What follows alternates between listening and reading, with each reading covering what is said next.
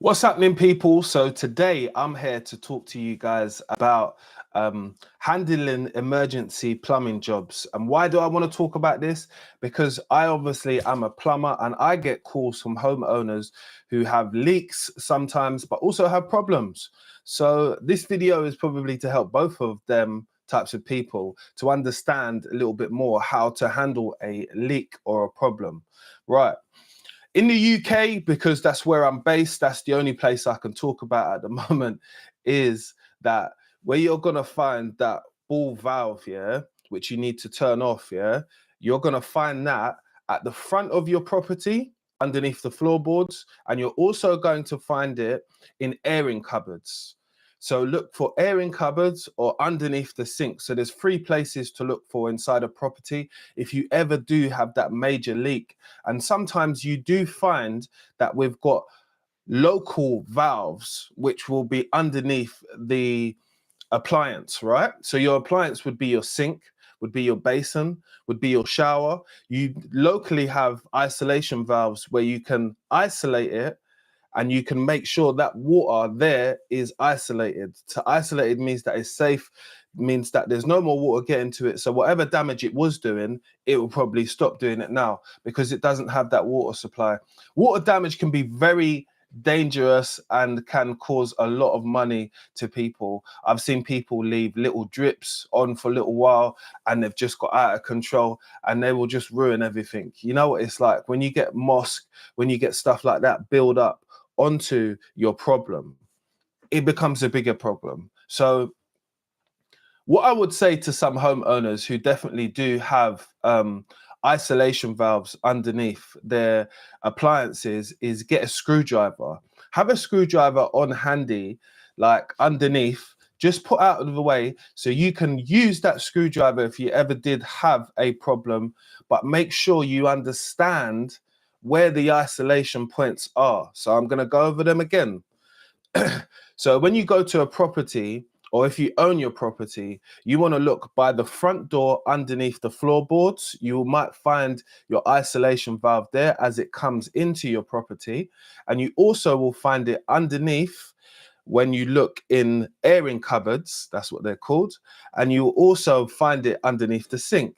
And another place to look is by your appliances. If you see a silver valve, what looks about that big, that's the valve you want to be looking for, where you can use a screwdriver to turn it off. It's the safest probably way to do it until a professional like myself turns up, where we can assess and now look over the situation to see what we need to do next.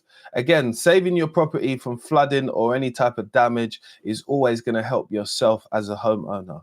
I'll always say to people, get yourself a little screwdriver kit or a little kit at home, just so you could do one or two things, and they might save you so much time and effort, and also save your property from catching a little flood. You know, nobody wants to have that in their property at any point. So bear that in mind. And that's what this talk was about today, was just about how to remind yourself, but also get into the remind yourself and get into the right mind frame to be able to contain a problem when it happens.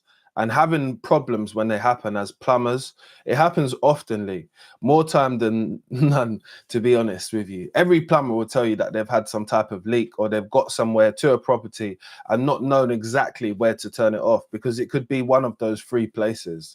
Again, sometimes the property owner doesn't know and they expect us as plumbers to actually know off the cuffs where it is. You don't sometimes, you're guessing, and sometimes it is a really good guess.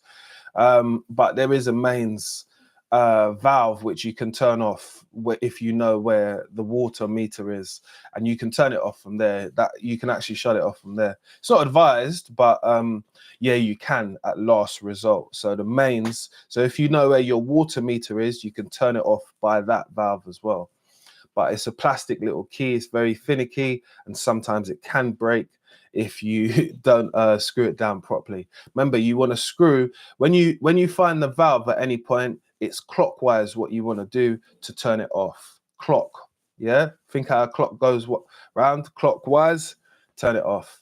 That will do you a treat. So that will save you a lot of time and effort. So again, this was just a reminder for what to do when you're in that emergency situation. Appreciate you guys for coming on, and make sure you check out more of my live streams, which are available on my YouTube channel. They're all up. I do them pretty much every other day now. So it's just to make conversation, but to also bring some, you know, bit of wisdom to your day, little something what you didn't know today. Appreciate you guys for coming on. Appreciate ya.